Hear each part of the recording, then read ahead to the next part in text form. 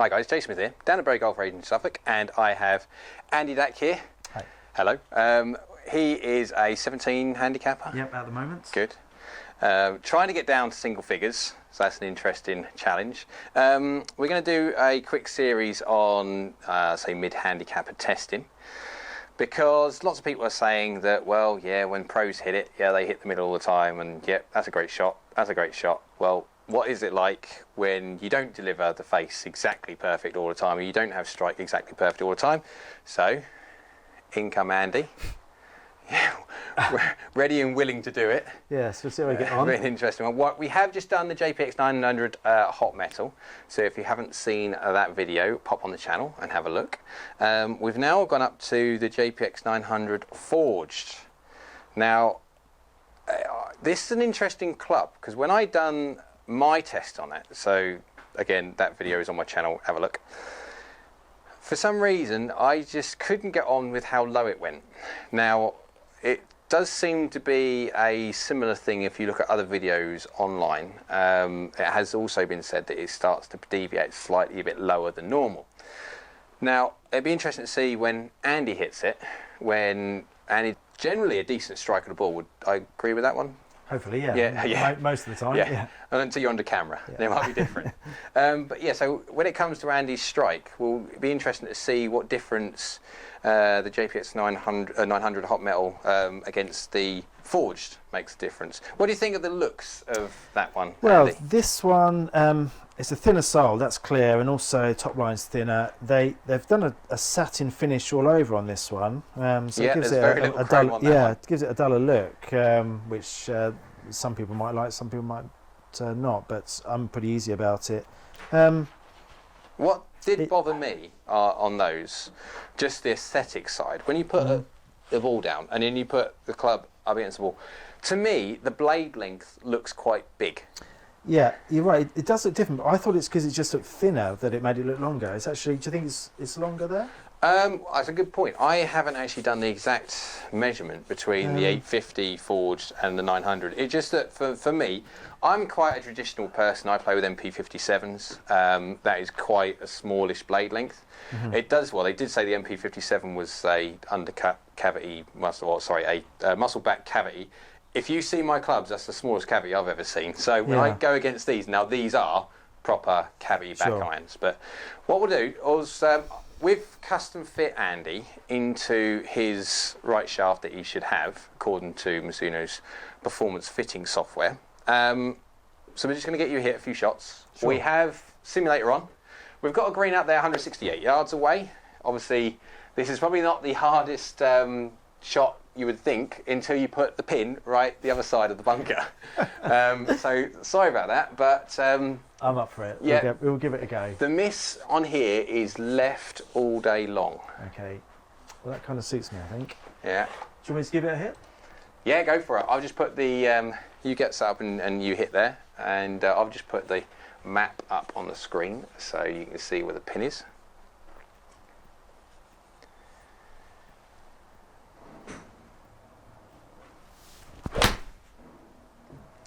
Leaked a little bit. That's a leak, yeah. That's not a bad shot. It's just going to be in the bunker, I think. It's not going to carry.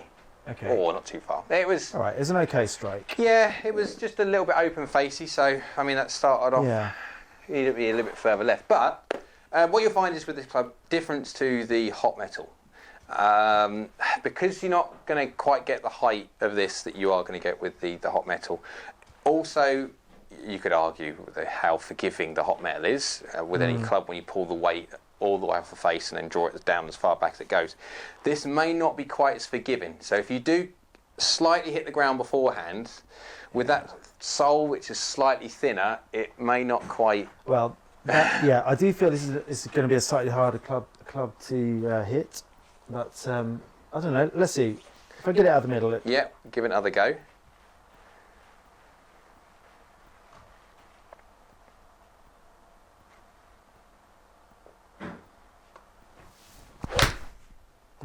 Oh, I tell you what, that's a great contact. That's just like bullet left. That one went. That one did go, left. And that's landed just on the first cut. Just it ran out of green, to be fair, but that was a lovely hit. It was just a little bit left. But if you look again, look at the 2 shots. Bunker first shot, just first cut of rough on the left-hand side. Second shot, I know which one I'd rather be trying to get up and down with. Yeah, I think, yeah, it's the first time I've hit this club, so it's just getting used to it. Let's see if I can get this one in the middle of those first 2.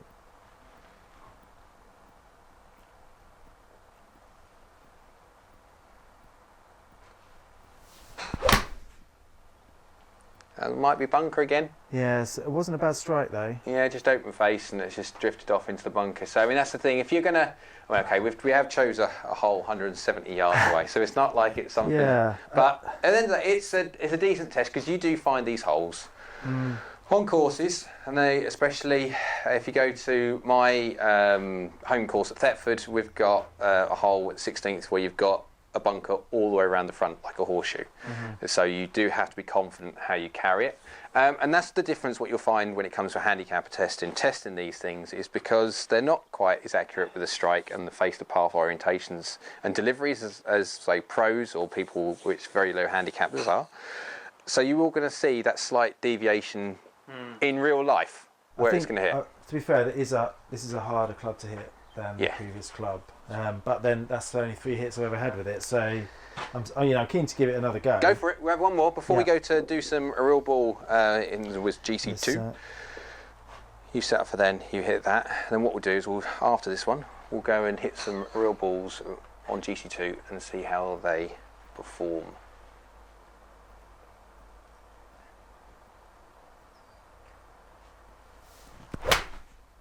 That'd be interesting. That was slightly low on the face. Yeah. So that just ripped at it. Yeah, but it Go was on. dead on line. That's the problem. Okay. You caught it out the bottom, which still nice and straight. It was just that because it's at the bottom, haven't quite got the height you normally do. You don't quite get the efficiency that you would do out of a middle what hit. You can say, Jay, is that I wouldn't be as confident with this in my hand. So again, it just starts to change how you're thinking about hitting it. Well, just for fun, after this video, what we're going to do is we're going to do the JPX900 tours. Now, if you think that one's fun hitting, we'll go for a little bit of fun on this one. But yeah, we'll leave that one until later. So what we're going to do now, we're going to go on GC2, my gaming ball Vice Pro, hit some real balls, see how a handicap golfer reacts to hitting in the real world, looking at strike, etc., and see what the deviation in distance, etc. is. Let's go with some balls. Right, guys, numbers time for the JPX900 Forged. Right, Andy, what did you feel like when you bashed that in the nets with? Yeah, I mean, it's an okay club. I think it's probably for me a little harder to hit. That was my impression. But distance-wise, I felt same as the Chromaloy. I agree, actually. If I look at all the numbers here, it's quite key to say on distance. Again, you had similar to the hot metal one that we've done before. Haven't seen that one. Pop on the channel. Link there somewhere. Have a look. You had one fat on this one, like you had one fat on the other one as well, which has obviously ripped your yardage down. Okay. Interesting on this one. I don't know if you can tell me what you felt the level of fatness between the two are like, because this one has dropped quite a bit of distance more than the 900 hot metal when you fatted the same. It's difficult to say if I'm really honest about it. Yeah, it was just a fat, and it's not gone very far. No. So what we've done is we've taken that one out because that will skew the figures somewhat. But all the other strikes, good or bad, slightly on, slightly off, are left in. And interesting enough, the yardage is exactly the same. Mm-hmm. So you're 100% right. What you got the feeling of they were performing the same because they were. Yeah. Interestingly different.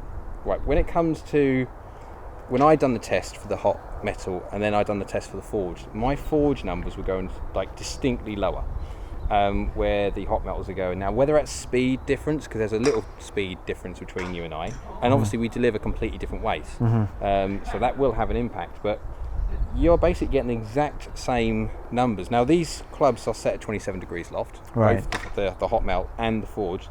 And within reason, it's making no difference. You're doing the exact same thing with both clubs, even though they're supposedly designed, say, with the hot metal to promote a bit more launch, and then the forged not so much. But you're doing the exact same thing regardless. I'd say maybe the forged head had a little bit more workability. I thought I could, if I hit. Now that's a video to do. workability. We won't get into that one. I just felt that, you know, I pulled a couple, one leaked a little bit, but I always felt I could overcome that with the next shot, so I could, you know, I could produce a good shot and maybe put a little draw on it too. So do you feel, and I don't want to put words into your mouth, but do you feel that the hot metal and the forged, that you can do more with the forged, or where the hot metal's just, it does basically what it says out the tin, off it goes? No doubt about it. The hot metal is just there, you just hit it. The forged is slightly harder to hit, but I felt that there was more workability in it, if that seems fair.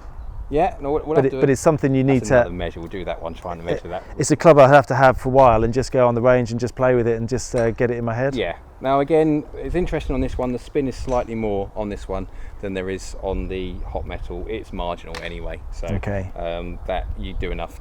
Make the data set larger and you might see that one come back in anyway. So apart from that, it's just feel. Remember, this is forged, so where the hot metal is not, that's cast. So could you feel that this was forged? Did it feel softer? Did it feel whatever you want to? There is a difference. It's very difficult to quantify. Yeah.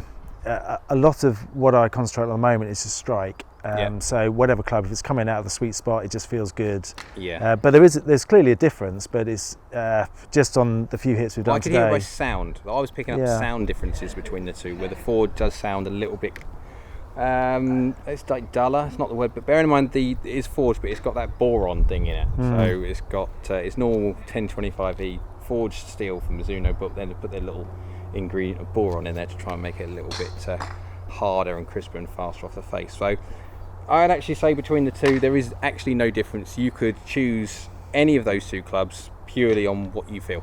Yeah. Okay. So, yeah, well, if you can have a look at the numbers are on there on the side. You can have a look at them, scrutinise them if you wish, to see which ones, if you could distinct between if you like the hot metal or the forge better or not. So I hope you liked the video. If you like this style of video with Andy and myself, if you did, click the like button below, comment below with what you'd like to see on the channel going forward, and don't forget to click on subscribe button, that one there, big round white one, JS logo. And thanks for watching, and we'll see you again soon. Don't forget to subscribe and follow me on my other social media. On Periscope, search AskGolfNut, and on Twitter, search @AskGolfNut. Thanks for watching.